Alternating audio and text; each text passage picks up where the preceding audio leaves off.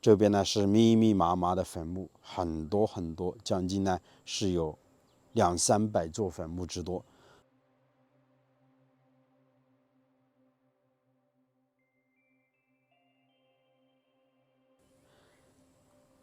身后就是花园县的县城了，整个小县城有30来万人口，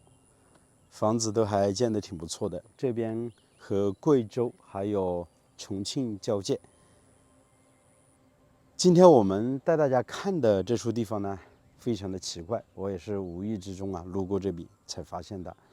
很多房子感觉还没有建完，然后就不知什么原因荒废在这边了。刚刚呢碰到一个看牛的大叔，他告诉我，当年在这边是有一个大老板投资了好几千万，把这边的地全部给流转，相当于买了下来，然后修了公路，在这边准备建一座大型的民宿，一个大型的农场。在建造的过程当中，很多亲戚朋友还有当地人就告诉他这个地方不合适，不能再建了。但是呢，他不听取大家的意见，就一个人还是把这些事情给做了下来。然后在建的过程当中自己就发现了不对劲，然后就撤资，不再继续做下去了。那究竟什么原因呢？带大家仔细看一下周边的地形，可能我们就会得到一个答案了。这个地方地势比较高，将近有400来米，然后站在这个几乎快山顶之上，底下的景色是一览无遗，可以看到整个小县城差不多1/3的全貌。看底下的村庄，还有一些厂房，还有很多老百姓的房子，在那边呢还有一条清水江穿城而过。整个老板把这块地流转下来，将近有700来亩，很宽很宽。当时我手指的那块方向是一块平地，然后在那边呢，他修建了一座水坝，在那里呢蓄水，做了一个小型的水库，中间呢是拱起来的，中间是没动当地人说可能那里呢是一座古墓之类的。看整个土堆呢，将近有1-2亩地全部都是凸起来的，那个地方呢可能是一座古墓，就没有去动它。然后在它的外面呢修建了水坝，把那个水位呢全部给拦截起来，就变成了小型的水库。当时呢准备好好的开发这里，给利用起来。然后在水库的上方，我们可以看到这边呢是密密麻麻的坟墓，很多很多，将近呢是有200-300座坟墓之多。所以当时这个老板买地建房的时候，不管是亲戚朋友还是当地人，都告诉他这个地方坟墓太多了，不适宜在这边建造民宿。但是呢，他是不听取大家的意见，就陆陆续续的去做开发。这边呢建水库，那边呢修建小桥，然后这上面呢修建马路，全部都是挨着坟墓旁边这样子去修建的。我们还可以顺着镜头来看一下这个位置，看这里呢有一栋房子，还挺有造型的，上面呢有个圆圈，几根立柱打起来，旁边呢是房屋的一个框架结构，全部打的都是圈梁。那边呢整个板子还没打起来，整个房屋的轮廓已经出来了，就建成了这个样子，几乎呢就荒废在这边，就不继续的去投入了。其实房子的前面呢有好几座坟墓，在旁边呢也有很多很多坟墓，基本上隔房子都非常非常的近。这样的民宿，试问一下，就算建好了之后，谁敢在这样的民宿里面居住呢？对不对包括这栋很有造型的房子前面，还密密麻麻的建了很多很多水泥墩子，那些呢都是房屋的主体框架结构，整个结构呢都已经全部打起来，只是这些砖墙呢没有封起来，所以这笔投入呢是非常大的。当年就买下这块地呢，都花了不少的钱，然后还去做了这些基础。这个地方的坟墓实在太多了，看镜头前方的那一片大大小小的坟墓都有20-30座。其实当年老板在这边承包土地的时候已经做好了规划。这边有一条小溪，他在小溪的上方都修了一座小桥。等民宿的房子建好了之后，这个地方是准备在小溪旁边做一个游步道的。当时刚刚开始投入建的时候，就在这边啊修建了一座小桥，整个桥身的跨度将近有10多米，宽度呢接近2米左右，两边都安装上了护栏，还安装了花瓶柱，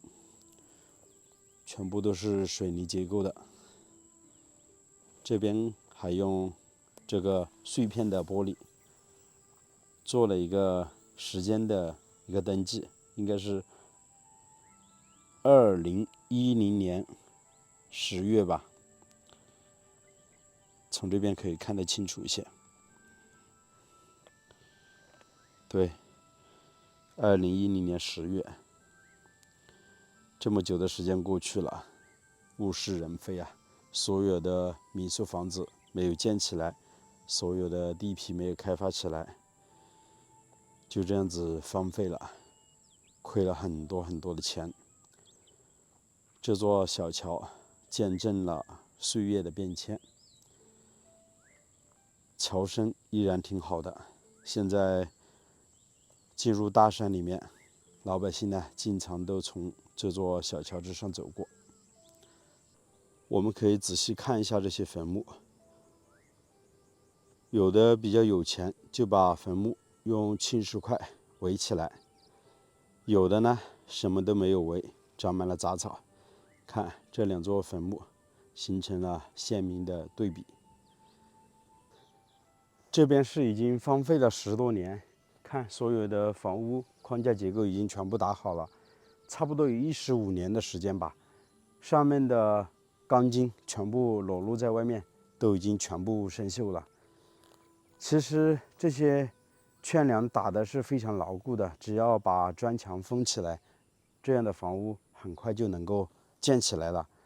当时这个老板投资了这么多钱下去啊，基本上就是把所有的房屋打好了基础，上面呢就没有继续再去建了。这个房屋我们可以看一下，进深将近是达到了15米左右。这边呢应该是准备做一个楼梯间的，然后那里面呢就是正屋，在那旁边呢是一个圆形的一个造型，这样子紧挨着建在一起，看起来你看整个房屋的外面视野非常的通透。其实建好了之后，应该是比较有特色的一栋房子，但唯独啊就是房子的周边坟墓太多了。刚才我们都说，房子的前面正门口就有2、3座坟墓，然后这边呢，我们再看一下，密密麻麻的这一排都是坟墓。你看，这边2座碑立得高高的，这2座碑呢是3座坟墓连在一起，底下还有好几座，然后那一片全部都是的，紧挨着都在一起。身后的这栋房子啊，这么看过去啊，整个圈梁的结构，少说一眼看过去接近50米左右，然后房子的这个进深宽度呢，将近有7、8米。看一下这一栋房子，就占地面积就是好几百平，很宽很宽的。其实把它全部建造完成的话，这一排的房子最少都是100多间。然后在2楼的位置已经全部打上了线胶，底下呢圈梁都已经全部做好了。1层楼的位置没有砌砖，这边因为荒废的时间很久，15年左右了，所以整个房子里面呢都已经全部长满了杂草。光这个主体结构都花了不少的钱了。这栋房子的这个旁边呢还有很多座这样子密密麻麻的房子，都是建好了主体的框架结构。当然，这个大老板啊，也把最好的位置留给了自己。看，那栋房子也是非常有特色的，整个框架结构都已经打好了，应该是整个这个民宿啊最高的一栋建筑了。做成那样子之后也荒废了，在那个位置啊很高，可以看到整个民宿的全貌。然后这条马路呢是一直弯弯曲曲的修上山的，整个这样子一片都是整个当年买下来的土地。在那边呢也打了很多密密麻麻的墩子，是准备建一排房子的。刚才我们说的很有特色的那栋房子呢，在那边，在那个位置，整个这一片你看，其实它已经完全做好了规划，有小桥有马路，对不对啊？还留有很多空地，整个设施我相信，当时它规划应该是比较完整的，还有非常专业的图纸。就是建到一半的时候啊，可能发现了问题，确实这个地方不利于作为一些经营的产业，所以呢就舍弃了所有的投入呢，就全部泡汤了，亏的是血本无归呀。做投资不容易啊，几千万买了地皮，建了房子，所有的场地还没有完成建设就荒废了，一分钱都拿不回来，几千万全部亏在了里面。可能就如我视频里面所说的，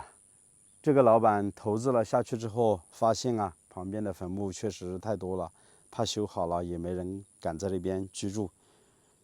我觉得应该是非常大的一个原因吧。那视频的最后，石头也想问问镜头前的朋友们啊，如果当年这里的民宿建起来，在旁边有这么多的坟墓，换作是你，你敢在这样的地方居住吗？欢迎大家在视频的下方评论留言。